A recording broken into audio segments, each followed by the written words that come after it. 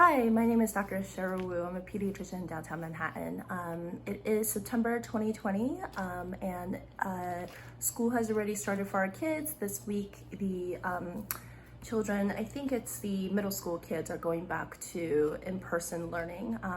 But today I want to make a video about how to set up your home situation for your kids for remote learning, since most kids, even if they do attend in-person school, they'll be spending a lot of their time at home. So the first thing I want to talk to you guys about is the setup, right? So for everything that you do in life, there usually, if you think about it, there's usually an environmental cue that tells you what mode your brain should be shifting in, right? So I was talking to a patient of mine last week. He's a 15-year-old 10th grader. And he told me when he goes to online school, he just wakes up, rolls over, grabs his computer, which I guess is in bed with him, turn it on, open the computer and turn off the camera and log on that way. And I said, you can't do that. The reason is because we really need a physical separation between where kids go to school and where they sleep, where they eat. So I told him, at the very minimum, get a small table set up next to your bed, so that can be your school. And when you wake up in the morning, and I understand he's a teenager, so they're sleeping till the last minute, but at least you can sit up, turn around, sit at the computer at the little table next to your bed, and that's your school. But ideally, there should be a physical separation of space, if you could. And we live in New York City, so space is at a premium. But you could definitely designate a tiny little space even for the computer.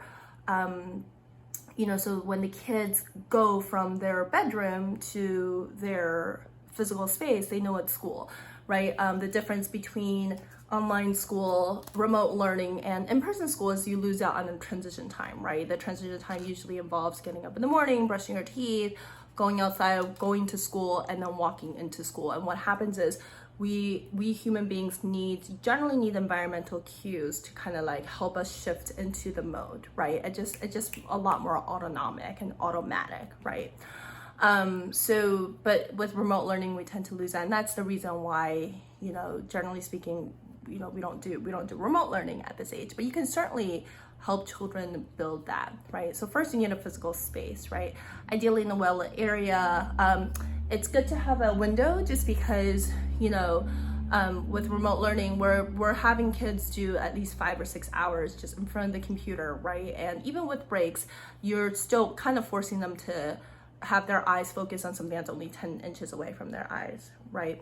If you think about it in school, you're not, right? You're not looking only at 10 inches in front of you. You're looking at your teacher, you're walking around, you're going to the cafeteria, you're going to recess. But at home, we're not doing that, right? So the reason why I want you guys to set up a physical space next to windows, because every half hour to an hour, whenever there's breaks, I want the kids to actually stop looking at the computer, because we're forcing our eyes to only look at 10 inches in front of you. Over time, you can kind of train them to become myopic or nearsighted, right? Because kids' eyes are still developing up until about 10 years of age. There's still a lot of changes that can happen in the eyes. I want you to stop, look outside, look out the window, at least 20, 30 feet away, if not more. And what that'll do is it'll kind of have the kids' eyes, force the eyes to focus on something further away, accommodation it's called, right? And what that'll do is that'll reduce eye strain, right? So set up a physical space for your child, for yourself, put it next to a window, well-lit area, and the computer should be at eye level, like right here. It shouldn't be lower, shouldn't be higher. My son, who's 12 years old, he's starting 8th grade this year. He actually figured this out. He looked it up last year during his remote learning.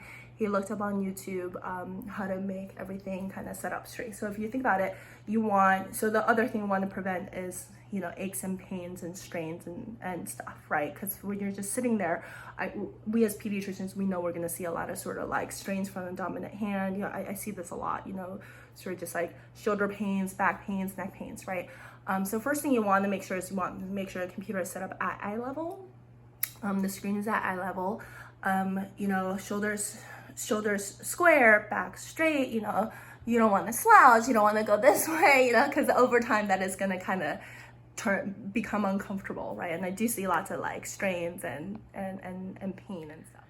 Yeah, so you want to make sure your shoulders are square, your back is straight, straight but relaxed, no slouching, nothing to the side, because that's just gonna be like an uncomfortable position over time, and that can cause sprains and strains.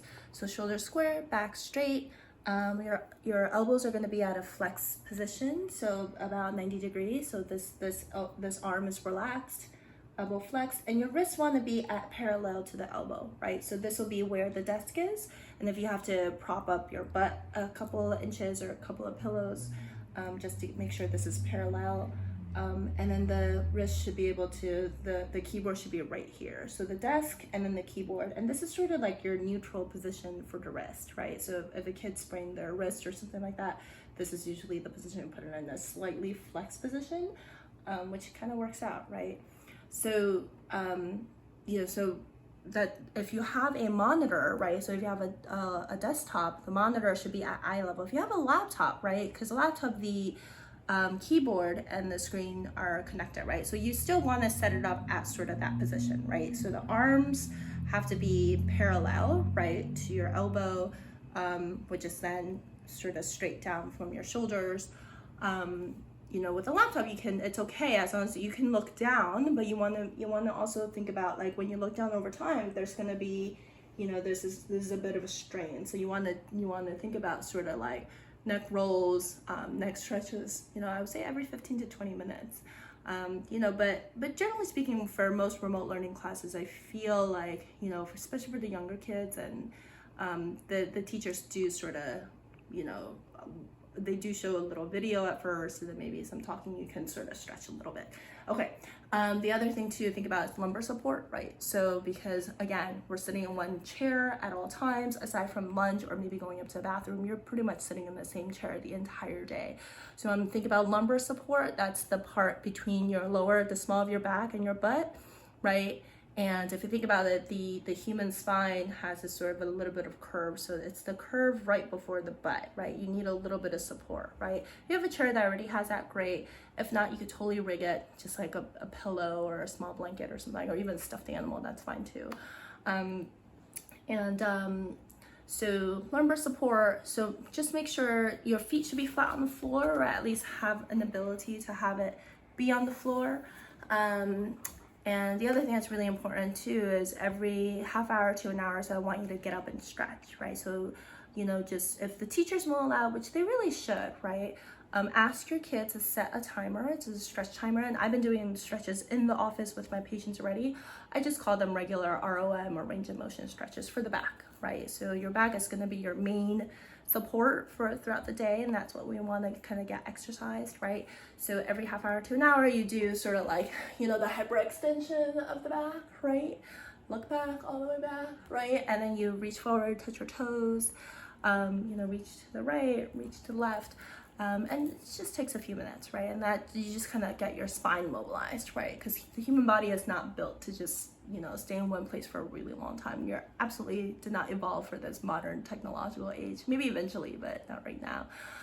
So it's every half hour to an hour. And also, like I said, look outside to decrease eye strain. Okay, so these are all sort of good habits to have, right? Now, the other thing I also talk to my patients about is maybe because you're going to be, again, at the same place the entire day, want to think about sort of the cues, right, for our brain. For different subjects, I want you guys to now, we're going old school, okay? Print out your schedule. Now my son tells me, I don't want to do my schedule, I can see on my computer. That's fine too, but just make sure it's very clear. Today's date, the day of the week, what time it is, and then the schedule. And I would suggest that for each subject that you guys choose a color, or you could choose a motif. And the reason is because when you see color, that's why we use color coded. Again, it's a fast shortcut trigger that tells your brain, okay, we're gonna switch over from math to science to reading to history, right? Because for each subject, we have to kind of use different skill set, right? And instead of like, trying to consciously try to figure out, okay, wait, I'm doing math now. It gets a little bit exhausting, but if you can kind of set up the environmental cues that tells you, hey, time to go into science. Now in school, we already do that, right? Like you go to the science classroom or you go to a science lab. That's why there's always decorations around. So it puts your mind and your brain into that environment, right? But at home, you can absolutely simulate that, right? So just pick a color for each subject. So red for science, you know, green for math, blue for English, you know, that kind of stuff. And then every day as you're in that class, you know, you could get very creative here. This is where you get to think outside the box. You know, people who are really industrious, I can even make like little frames for your laptop, you know, like it's English time, you know, and what that'll do is over time, takes about a month to 2 months, your brain will start to associate, you know, the different colors with the different subjects, and then it makes it much easier to transition, right? So you get up, stretch, go back, set yourself up, okay, we're in English class now, you know, and then as time goes on, it becomes much easier to transition, because like I said, you do need different skill sets between each subject. So that's pretty much it for the setup at home for remote learning. Our goal for this year is going to, first get used to remote learning, you know, just sort of because it's you know, I think it's a little bit different from the spring, because the spring is sort of like all of a sudden and people are just trying to get it done. This year we have a full complete year of remote learning, but I have a lot of faith that our kids can do it. So the goal should be in the beginning to get used to it, right? Learn how to raise your hand, learn how to engage with your classmates and your teachers. It's a little bit different than in class, right?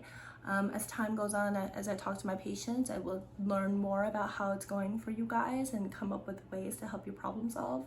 And then the second goal really is to, like I said, you know, we want to think safety first, right? So even though we're home, we're not going to be sick from coronavirus, which is hopefully the plan, but we want to prevent the other physical things that can happen to your body, right?